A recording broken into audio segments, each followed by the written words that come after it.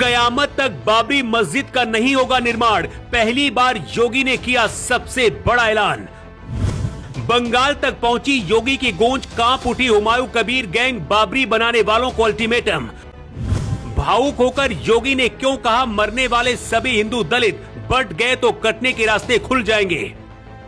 योगी जो फैसला लेते हैं उसके पीछे बड़ी वजह होती है। बाबरी का समर्थन करने वाले जब राम भक्तों पर लाठियां चला रहे थे, उसे योगी आदित्यनाथ ने बहुत करीब से देखा और महसूस किया है। मोदी के पीएम बनने के पीछे भी राम मंदिर का बहुत बड़ा हाथ है, लेकिन अब बाबरी मस्जिद को लेकर योगी आदित्यनाथ ने ऐसा ऐलान कर दिया है जिसके बारे में राजनीतिक विरोधियों ने भी नहीं सोचा रहा होगा।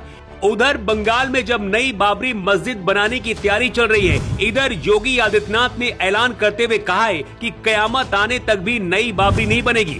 इसके बाद योगी ने कहा है कि बंगाल में सबसे ज्यादा मरने वाले हिंदू दलित हैं और अगर हम बटे तो हमारे कटने का रास्ता खुल जाएगा। पूरे देश में यूजीसी विवाद और जातिगत राजनीति के बीच योगी ने ये बात क्यों कही है, उसे समझने से पहले कुछ और बातें आपको समझनी होंगी।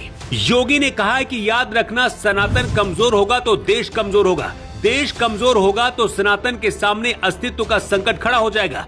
जाति, क्षेत्र और भाषा उसके सामने कोई मायने नहीं रखेगी और इसलिए इस बात को ध्यान में रखना। योगी ने कहा कि इस बात को ध्यान में रखना है कि जो बांटने वाले लोग हैं, न जाति के नाम पर, न क्षेत्र के नाम पर, भाषा के नाम पर, इन लोगों से सावधान रहना।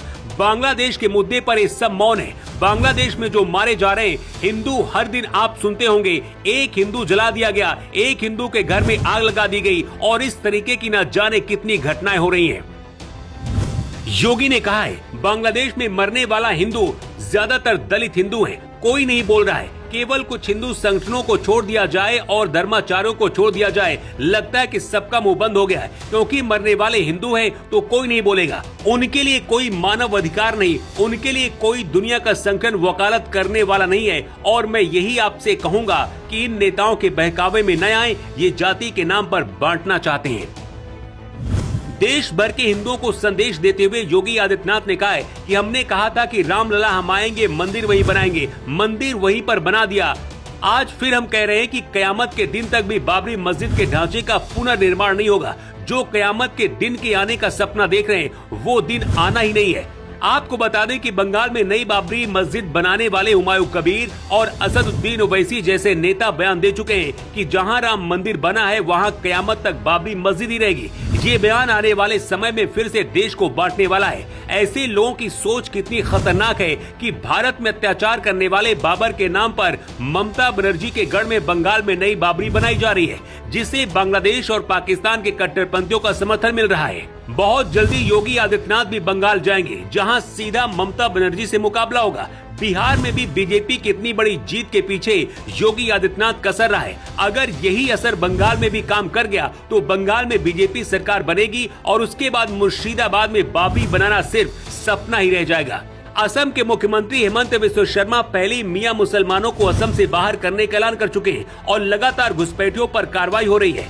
योगी भी यूपी में बांग्लादेशियों की सफाई के लिए अभियान चला रहे हैं। योगी आदित्यनाथ कह चुके हैं कि अयोध्या के बाद काशी और मथुरा का इंतजार है, लेकिन बाबरी मस्जिद का सपना देखने वालों को अब योगी ने बता दिया है कि कयामत तक ये सपना कभी पूरा ही नहीं होगा।